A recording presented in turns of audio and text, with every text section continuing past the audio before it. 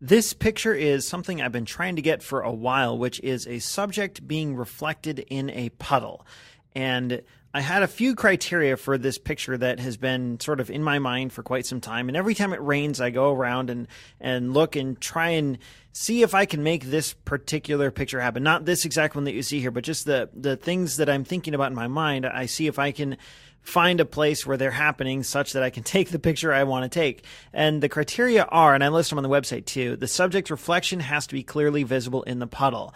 And that is sort of the main principle overriding everything. If I can't tell what I'm looking at, then it's not going to be a good picture. The second criteria, the puddle could not have any raindrops or other natural elements that would obfuscate the subject or make it impossible to see what the subject is, which is kind of tricky to do because when it's raining, there's obviously raindrops making puddles and little droplets in the water. I don't know why I couldn't think of raindrops making droplets there, but the puddles that you see when it's raining are not nice, clear, glassy puddles. They're full of all these little waves and ripples.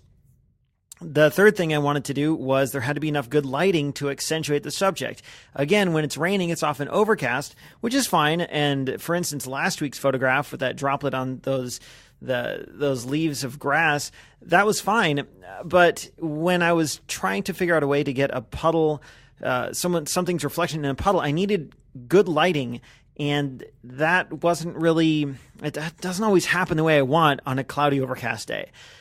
I also wanted a few other things visible in the puddle, like sticks, leaves, grass, or something else, so that you could tell you were looking at a puddle, not just a picture of whatever it was. So not just someone walking by or a bird or something, but it had to be obvious that it was a puddle of water that was reflecting the subject.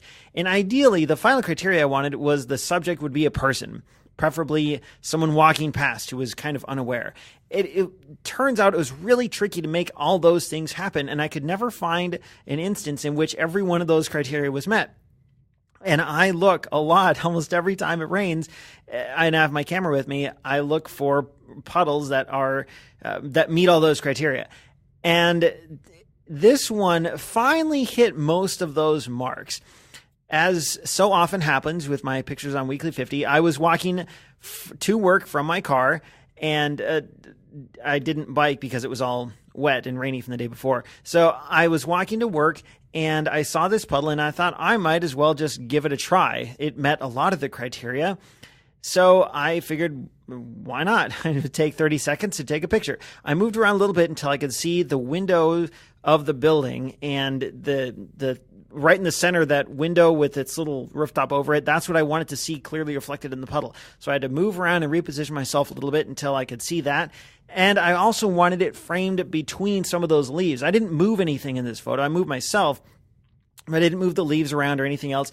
I did move back and forth a little bit, like sort of in and out, zooming in and out, if you will, so that the leaves and the subject, which was the window here, everything was sort of the right size, and I could sort of control that based on how close or how far away I physically placed myself from the puddle. So I did a little bit of playing around with stuff like that. I also realized the autofocus wasn't quite working. It was having a little trouble focusing on the reflection.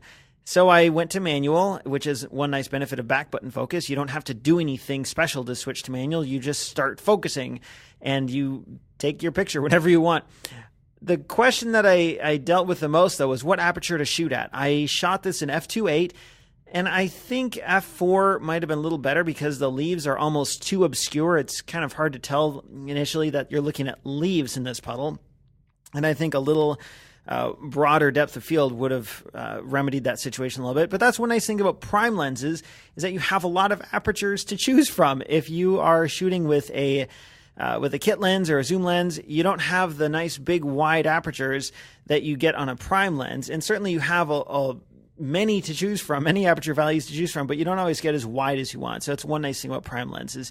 And it's something to try. If you've got a prime lens and you're looking to try new things with it, try shooting at wider apertures just to see what happens. And it might not be exactly what you want, but at least it's something new.